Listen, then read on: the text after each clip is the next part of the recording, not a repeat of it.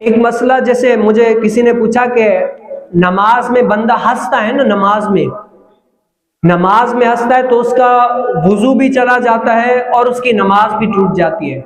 اب جیسے کسی نے پوچھا جس نماز میں ہنسا، نماز تو ٹوٹ گئی، یہ تو عقل مانتی ہے بھائی، جیسے نماز پڑھ رہا تھا۔ اب اس میں صورتیں بھی بہت ہیں، ہم پوری حدیث بار کا سن لیتے ہیں کیا؟ حضرت جابر بن عبداللہ رضی اللہ تعالی عنہ نے فرمایا کہ جب تم نماز میں ہنسے تو نماز کا اعادہ کرے اور وضو نہ لوٹائے۔ یعنی نماز پڑھ رہے تھے آپ 4 رکعت والی، ظہر یا عصر، کوئی بھی نماز پڑھ رہے تھے تو زور سے ہنس لیا، اب کیا ہے، حضور علیہ السلام نے فرمایا جب نماز میں ہنس لیا نا تو نماز لوٹا لے، دوہرا لے، کیونکہ تم نے ہنس لیا، اور وضو کا اعادہ نہ کرے۔ اب علماء فرماتے ہیں اس میں 3 صورتیں، ہنسنے کی کتنی؟ 3 صورتیں۔ ایک ہوتا ہے تبسم، کیا ہوتا ہے؟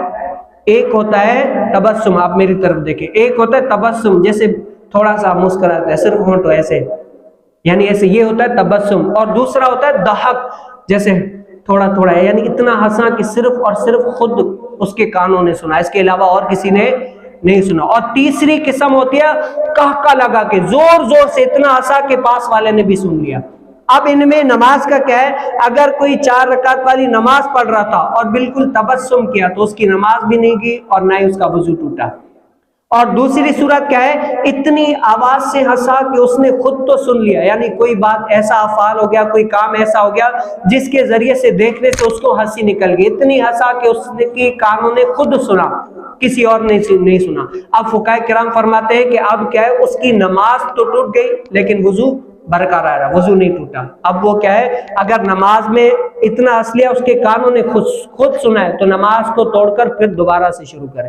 اور اگر اتنا ہنسا کہ پاس والوں نے بھی سن لیا، اب کیا ہے، نماز بھی ٹوٹ گئی اور اس کا وضو بھی چلا گیا۔ اب اس میں مزے کی بات یہ ہے، آپ دیکھ لیں کہ اگر وضو توڑنے والی کون سی چیز ہے، سبیلین میں سے کوئی، جیسے ہوا کا خارج ہونا، پیشاب نکلنا، پاخانہ کا آنا، یہ یا خون نکل جانا، یہ ہوتی ہے وضو کو توڑنے والی چیزیں۔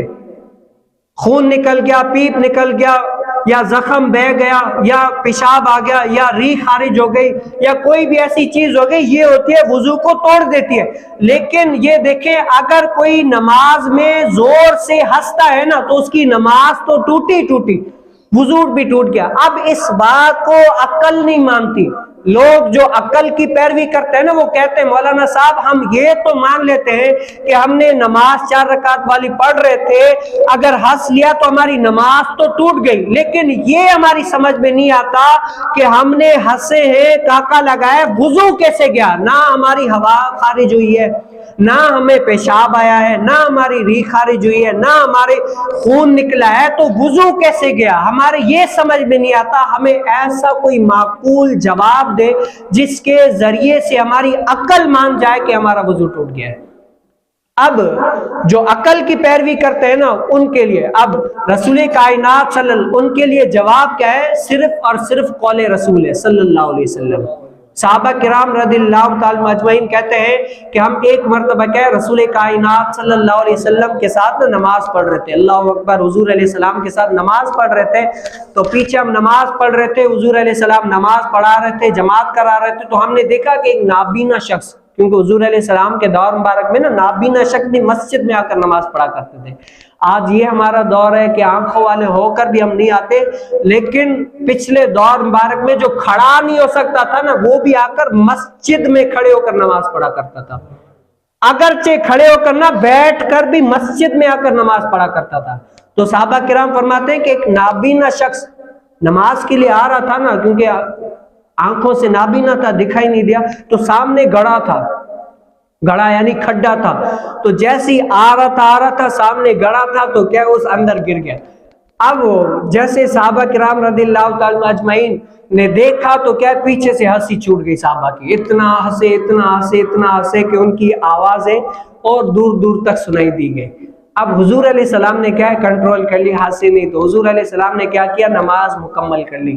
اب نماز مکمل کر کے نا، تو حضور علیہ السلام نے فرمایا جس نے بھی ہنسے ہے نا، کاکا لگایا زور سے، وہ اپنی نماز بھی دوبارہ لوٹا، اس کا وضو بھی چلا گیا، وضو کر کے پھر نماز دوبارہ لوٹا۔ اب جو لوگ ہم سے اس بات کی دلیل لیتے ہیں نا کہ بھئی ہم جب پڑھتے تھے نا عالم درجے میں, دوسرے یا تیسرے درجے میں, تو استاد ہمیں سمجھاتے